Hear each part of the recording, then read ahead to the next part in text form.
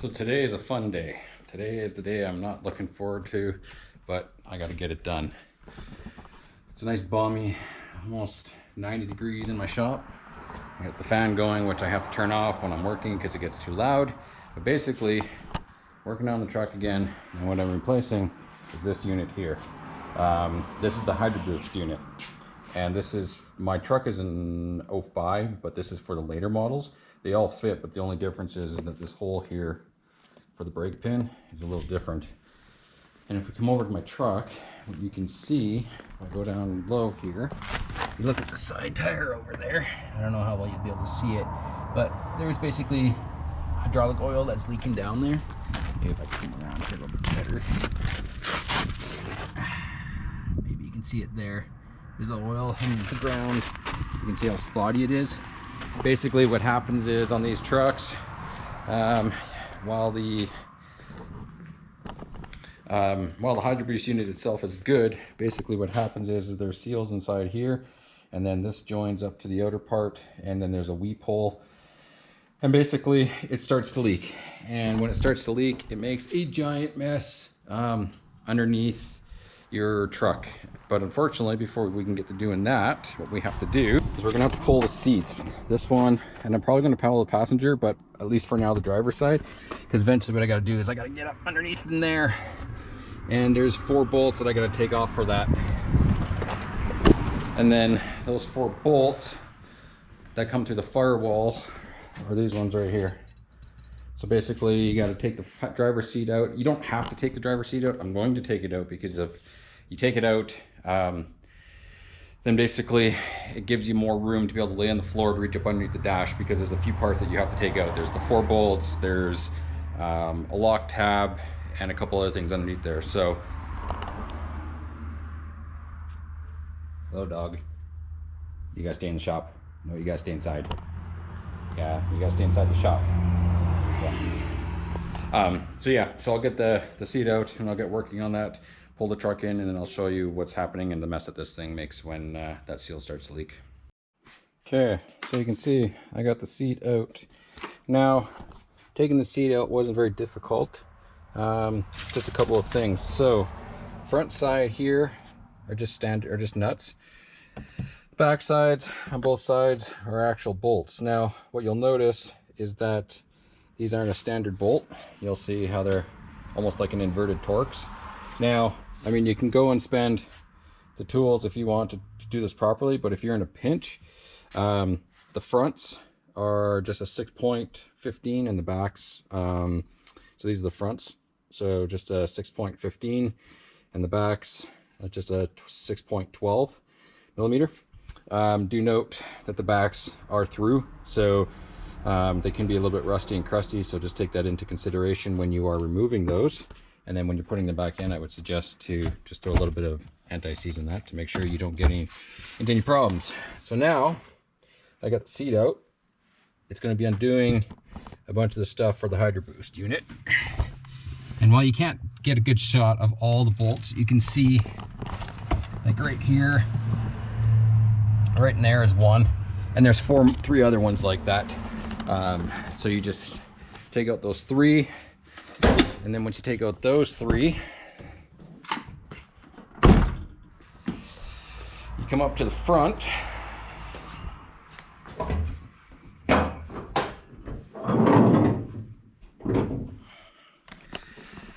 and then what you got to do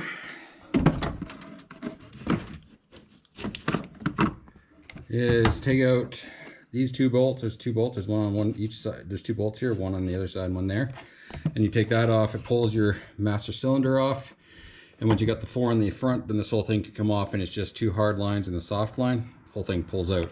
Now, it'll be a little hard to see up here, but basically what happens is you can see better shot down here, is that as this thing leaks, it basically pukes power steering fluid out and all over the place, down your frame rail, inside your fender wells, everywhere. It just makes a giant mess in this thing.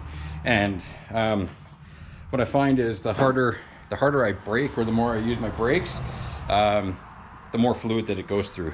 And Obviously, if you drain the fluid too much, then it becomes hard on the power steering pump. So you don't want to do that either.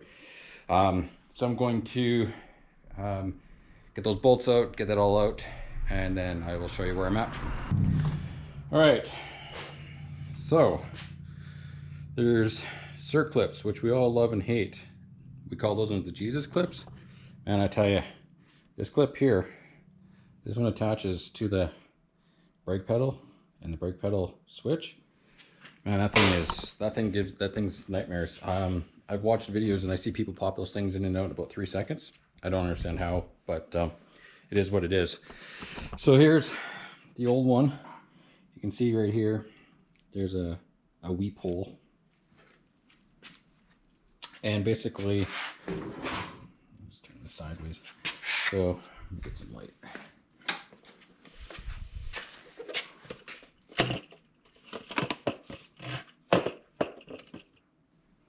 So you can see right here is a weep hole. And when the internal bit's in here, inside here, when it fails, it comes and it leaks out this seep hole here. And then basically what happens is it just leaks everywhere around here. And then it just basically pours out underneath and inside the truck. And if you notice on this new one, there is no weep hole here. But if you flip it over, you can see on the bottom there's a weep hole. So there's still one there, but they just designed it differently. Because if you look under the hood, now it's a little bit darker and the light works a little bit better. You can see how wet and oily it is. You can see how wet it is on the body. So you can see just how much this thing leaks. And it even can get to a point where you can actually start getting it to leak inside the cap. Lucky I'm not at that point yet, so I don't care too much. So it was another reason why I wanted to change this. So I'm going to get the new one in. This is the model from an LMM, I don't remember. I will put the part number for whatever this one is in the description. But one thing that's a little bit different on this one. So one of the things that you'll have to watch when you do this is that the hole where the brake pivot arm goes in can change. And some units you can go in without any modifications or any changes, and some of them you will have to change. And basically what it is this hole right here. So this is an 11mm socket, and you can see that it fits in there, just a little bit of slop, but nothing major. And if I come over to my old one, and just hang it up here, you can see that you get the same fitment in this one as you could in the other one.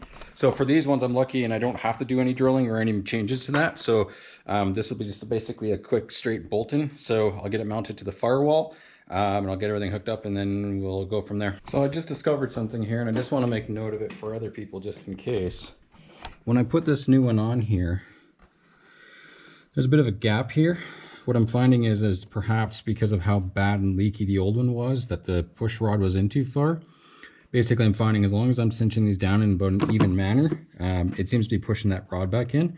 So it's probably going to introduce air into the system, so I'll have to make sure I bleed it. The other thing I'm noticing is that as I'm doing these, I need to put a wrench on here to keep these from spinning out, because these actually can spin out backwards and then be not tight up against the flange here. So these are a 13 and the nut on this side's a 15. So I'm just using 2 wrenches to hold those in place, and it's cinching itself down without any problems. So I'll get that finished off and then show you from there. Okay, so nice new shiny unit, all installed, good to go, bolts are tightened. Again, that's a 13 and that's a 15. These are left-handed threads, not right-handed, so I had to go the opposite way to tighten this. And then once I had these tightened down, I just held it so that I could tighten down this side. Hose just slips on with the clamp. You got a fitting here and a fitting here. This one here came undone with a 16 mil, and this one came undone with an 18 mil. So that's it for underneath the hood of the truck.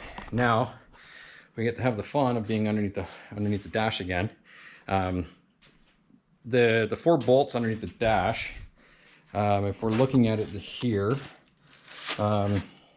these 2 and this one So this one and this one and this one are fairly easy to get at under the dash. This one here, because of where it sits, sits very close to a spot that makes it very difficult for you to get a wrench in there. It's doable, it's easy enough, but you just kind of fight with that one. So I'll be crawling back under the dash, doing those 4 bolts, putting the brake arm on, putting this clip back on, and I got to look at the wiring for the brake switch because it looks like either one of the wires is broken or just about broken. I really don't want to be messing around with that tonight, but if I have to, I will. So we'll get the inside done. So it's all back together. On a scale of 1 to 10, depending on how mechanically inclined you are, I would probably say that this is probably on a scale of probably about a 7 or an 8. The majority of the work is pretty straightforward. When it comes time to removing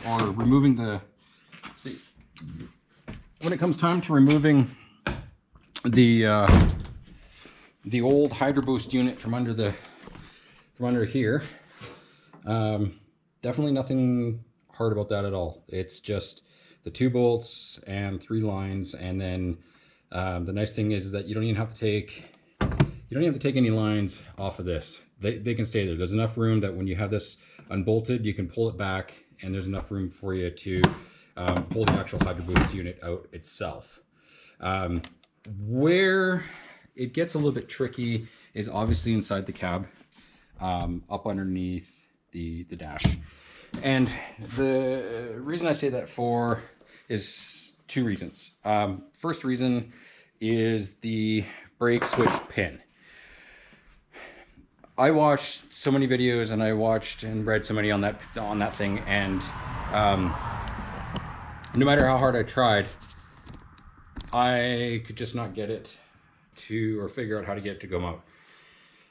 Some fluke, I was able to get it to come out, and all of a sudden it was just like click and it's out. I don't even know what I did. It just basically, it all but fell out as I was working on it. So there's that. And the other hard thing is just getting to the 2 upper bolts for the unit to secure it to the firewall. One of them is extremely close to the brake pedal and some of the brackets under the dash, so it makes it a little difficult to try and get your sockets in there. But what I did is a trick for any young aspiring mechanics out there. This is a 3/8 swivel, so basically it just moves around like this. If you put a little bit of black tape around this thing, it stiffens it up just enough so that when you got to try and bend it into tight areas, it fits in there so much easier, and you're not fidgeting around with a wobbly socket on that. But other than that, it's not that difficult. That pin was probably the biggest for me. I think I probably spent close to an hour on that. And that was the biggest time sink for me. If I could get that pin off, or the clip off sooner and easier, definitely would have made that go a whole lot simpler and a whole lot easier. But and then the other thing to remember is when you are doing this, make sure you have extra power steering fluid for this. I thought I had a little tiny bit, but I thought I had more, but I don't. So right now my power fluid reservoir is a little on the low side. It will need to be topped off, because as you're feeding fluid through the unit, you don't want to get this thing down too low to start the power steering pump to cause problems there. So things to prepare yourself for. I did this all with 3/8 and some wrenches. 15 mil socket, deep, extensions, your ratchet, 15, 16, 18 mil wrenches, and it's pretty much it from there. Basically from here, I'm done. My plan now is I'm going to be pulling out the driver's side inner fender, and then I'm going to be going to the car wash with a whole ton of degreaser, and I'm going to be blasting the underside of this thing and trying to get as much of that power steering fluid off as I possibly can. It's been leaking for about half a year to a year, who knows much longer. So there's a lot of buildup and debris down there, so I'm going to do that. And then a little sneak peek here, when I have that off, I got some new tires and rims I'm going to be putting on this thing. Probably do it all at the same time. So for tonight, that's it. I'm going to be back in the truck out of the shop. Going to be parking it. It's, I think, almost 9 o'clock right now. So I want to be done, get in the house, shower, clean up, and I'll be back tomorrow. It's a long weekend, so I have another day. Probably tomorrow. I'm not putting the seat back in this thing quite yet. I want to pull the passenger side because I got a hole in the heater box and I need to fix that. And on top of that, I'm sort of in the process, as you can kind of see over there, changing out the interior to some black pieces. So I'll probably have to pull the center console so that I can get to that. So that will be another video, probably the one after you see this one. I'm not sure once I get that one up, what the schedule will be like, because like I said, I am going camping. So that will be next weekend for that. So I don't know what my schedule will be like, but yeah, if you got any questions, feedback, you want to know anything else about this, just let me know. Till then, I will see you guys in the next one.